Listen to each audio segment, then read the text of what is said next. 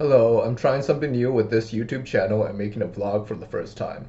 Here I'll discuss the story of how I enjoyed Magic the Gathering card game since I was in 2nd or 3rd grade. This will be a warm welcome to those curious about the card game and nerdy hobbies in general, but is overall meant to be for those more familiar to the game. Being short and nerdy as a kid, it was one of the best ways for me to pass time.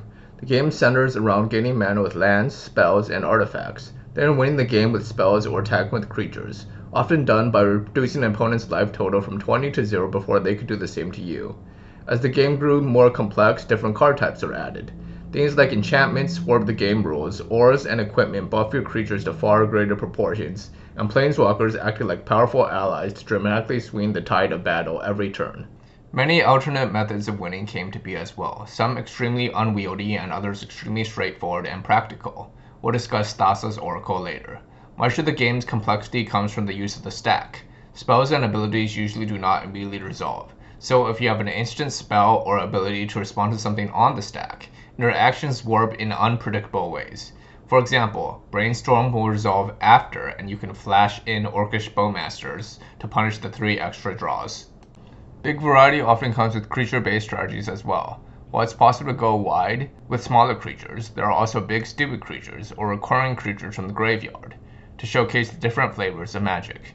In older formats, it's even possible to win with mostly lands, as well as chain explosive combos into a storm finisher.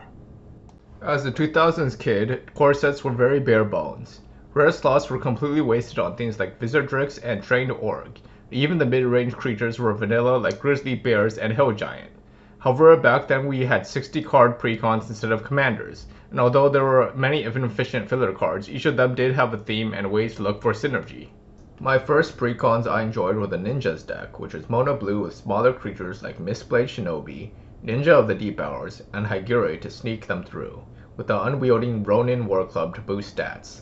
I also enjoyed the Soratami precon in the Kamigawa block, which although set you back a turn by bouncing your own lands, stalled the board with a fat hand and used hand sides payoffs.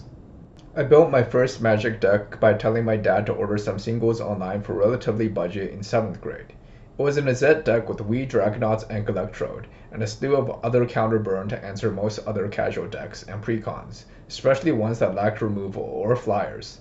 3 toughness was relatively safe back then, as Dragonauts could simply fly over every turn for big damage to outrace with the pump spells. For late game, I had Arcanist and Niv-Mizzet, but Magic at this time really lacked the stronger mid-range and late game creatures we see today, especially uncounterable ones. And even though I didn't draw cards like crazy, I still went into top deck less than others with flashback cards. Playing on and off through high school, the next deck I was really into was the Stifling Oppressive Pox deck, centered around destroying hand, land, and creatures before finishing off with Tombstalker. Fast but terribly outdated by Murktide region in the 2020s, or Curse Scrolls and Manlands, which were slow. There were variants before the current version, as Loam and Wasteland always existed as well as a White Splash with Lingering Souls. It would only be more effective than the new format Modern. Unfortunately, our local game store did not really support the Legacy format, and my high school friends moved on to playing Commander. Things were so much slower back then, with Hymn to Tourach and Sinkhole being staples of Pox. It would take through the rough stretch of college and then finding a job in 2017 to truly reunite with the game. I liked Legacy for its big power and vast card pool, which was still considerably less broken than Vintage, which restricted instead of banning the most broken cards, only allowing one in each deck. Since Pox was weak, I played Goblins next, which was slower back then with Goblin Lackey, Aether Vial, and no Muxus. It often relied on outgrinding opponents with Ringleader and Matron. Still somewhat weak against combo, we were often in the Deathrite Shaman era before it was banned, and Cavern of Souls meant that it was possible to sneak creatures past control decks. Grindy matchups were difficult if the opponent had a lot of removal, and Umezawa's Jet and Sword of Fire and Ice often cut out my goblins like Swiss cheese. Still, around this time of my life I didn't have as much money or time to spend on the game, and as the pandemic came around in 2020 to 2021, power creep shot up to new proportions. In 2022, we got out of the pandemic. Jinj Attach's Artifacts was my first dedicated commander deck. I downloaded MTG Arena and did manage to get Mythic back then with a black mid-range deck, but my overall Arena experience has been pretty terrible in comparison to most other formats. In 2023, I got Moko to play online and got back into Legacy with Cephalid Breakfast. While the history of the deck was deep, the printing of Thassa's Oracle really made it strong and able to win on turn 2 to 3 with protection. Its backup plans were initially weak with Stoneforge Mystic plus Kaldra Complete and Urza Saga tokens, but I still managed to get 6 trophies that year. Weaknesses included Grave Hate, such as Leyline Void and Fairy Macabre, which were usually brought in after the first game from the 15-card sideboard. However, Legacy support at the closest store went completely down, so I would spend the next couple years playing with friends on paper.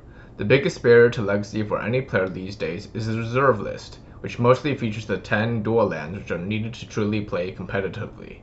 In 2024, I branched out to Goblins again after it got bought with Namesticker Goblin that could quickly pump out a game-ending Muxus Goblin Grandee, completely abandoning the slow grind of the old Goblins. Breakfast got majorly buffed with Nadu, Ween Wisdom as a massive draw engine, and later on Tamiyo Inquisitive Students as a powerful and easy to flip Planeswalker that just kept churning value. Modern Horizon sets truly brought in many issues and bannings though, and it would be a revolving door in the next 18 months with cards and archetypes coming and going, and universes beyond sets as well. This leads us to our current year, 2025. With the banning of Nadu and the printing of Eumidian Hatchery, I got back into Loampox. Big creatures like Hogak and Barrogoyf could end the games quickly, but it was overall more grinding with Loam and Insect and Saga tokens. Purely green-black, Malevolent Rumble and Witherbloom Command were also pieces of the value engine, and Boseiju and Orcish Bowmasters were other tools to deal with the meta. It's very different than the Pox of the 2010s, but also far stronger due to the Loam engine. While the meta will always change, this deck is far less likely to have key cards banned than other ones. In addition, a relatively closer game store, Merlion, supported Legacy with full proxies. In conclusion, Magic has been a wonderful pastime for me despite its high prices and occasional frustrations and bannings. Even with only 75 cards per deck, the interactions are unpredictable compared to most skill-based games.